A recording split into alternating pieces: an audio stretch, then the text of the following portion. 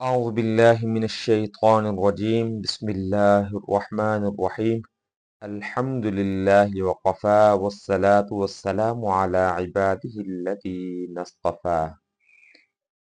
آج الحمدللہ 10ویں نماز تراویح ادا کر دی گئی ہے۔ حکم ہے کہ مال غنیمت کا 5واں حصہ بیت المال میں رکھا جائے۔ یہ اللہ اور اس کے رسول صلی اللہ علیہ وسلم کا حصہ ہے تاکہ رشتہ داروں، یتیموں، مسکینوں اور مسافروں کے کام آئے۔ باقی 4 حصے فوج میں منقسم کیے جائیں۔ مومنین کو میدان جنگ میں ثابت قدم رہنے اور کثرت سے ذکر اللہ کی کرنے کی تلقین کی گئی ہے۔ فرمان خداوندی ہے کہ اطاعت کرو اللہ تعالی کی اور اس کے رسول صلی اللہ علیہ وسلم کی، اور آپس میں نہ جھگڑو ورنہ تم کم ہمت ہو جاؤ گے اور تمہاری ہوا اکھڑ جائے گی، اور ہر مصیبت میں صبر کرو۔ مہاجرین و انصار کے بارے میں حکم ربی ہے جو لوگ ایمان لائے اور ہجرت کی اور جہاد کیا راہ خدا میں، اور جنہوں نے پناہ دی اور ان کی امداد کی، وہی لوگ سچے ایماندار ہیں، ان کے لیے بخشش ہے اور باعزت روزی۔ بارے میں سورت توبہ شروع ہوتی ہے۔ چونکہ اس سورہ میں چند مخلص اہل ایمان کی توبہ قبول ہونے کا ذکر ہے، اس لیے اسے توبہ کہا جاتا ہے۔ سابقہ معاہدے تھے، ان کو منسوخ کرنے کا اعلان کر دیا گیا ہے۔ یہ سورہ مدنی ہے۔ اس میں سورہ کے شروع میں بسم اللہ شریف نہیں لکھی پڑھی جاتی، کیونکہ اس سورہ میں کفار کے ساتھ جہاد و قتال کے احکامات ہیں اور تسمیہ آیت رحمت ہے۔ رسول صلی اللہ علیہ وسلم کا بھی یہی طریقہ تھا۔ مشرک حج کعبہ نہ آئے، کوئی برہنہ طواف نہ کرے، اہل ایمان کے بغیر کوئی شخص جنت میں داخل نہ ہوگا۔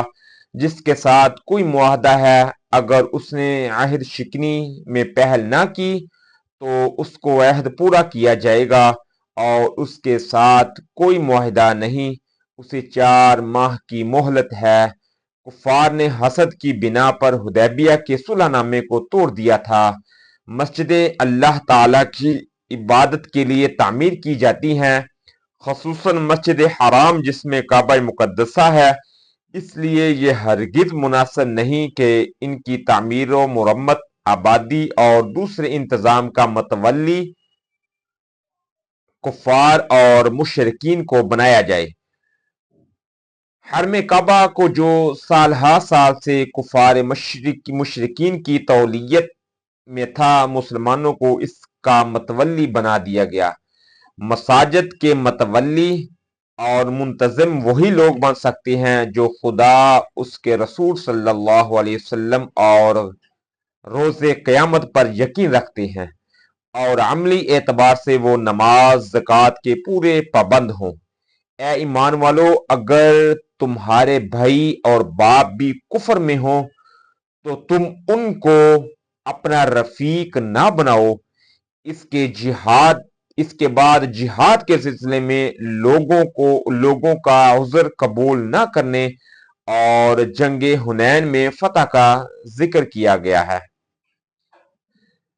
اس میں واقع ہجرت اور غار ثور میں حضرت ابو بکر صدیق رضی اللہ تعالی عنہ اور حضور اکرم صلی اللہ علیہ وسلم کی تشریف آوری کا ذکر ہو رہا ہے۔ غار ثور میں 3 دن قیام فرمایا گیا۔ اپنے پیارے محبوب صلی اللہ علیہ وسلم کو خطرے میں دیکھ کر حضرت ابو بکر صدیق رضی اللہ تعالیٰ عنہ کے حزن و ملال کی حد نہ رہی۔ حضور صلی اللہ علیہ وسلم نے انہیں تسلی دیتے ہوئے فرمایا، اے میرے رب، اے میرے یار غار، غم نہ کر، بے شک اللہ تعالی ہم دونوں کے ساتھ ہے۔ پارے کے آخر میں ज़कात के मुसारिफ मुतय्यन फरमा दिए गए हैं। ज़कात के मुस्तहिक गरीब मोहताज निज़ाम ज़कात के कारकुन का रुकन जिनकी तालीफ कल्ब मकसूद हो, गुलामों को आज़ाद करने के लिए मकरूज अल्लाह ताला की राह में और मुसाफिर हैं। मुनाफिक मर्द और मुनाफिक औरतें सब एक जैसे हैं। ये बुराई का हुक्म देते हैं और नेकी से रोकते हैं। मोमिन मर्द और मोमिन औरतें एक दूसरे के मददगार हैं। ये नेकी का हुक्म देते हैं और बुराई से रोकते हैं। मोमिन मर्दों और मोमिन औरतों के लिए जन्नत होगी। हजूर अकरम सल्लल्लाहु अलैहि वसल्लम को मुनाफिकीन की नमाज रोजा पढ़ने और उनकी कब्र पर जाने से मना फरमाया गया है। अल्लाह से दुआ है कि अल्लाह ताला हमें कुरान को सही मानों में समझकर उन पर पैरा अमल होने की तौफीक अता फरमाए। वमा तौफीकी इल्ला बिल्लाह।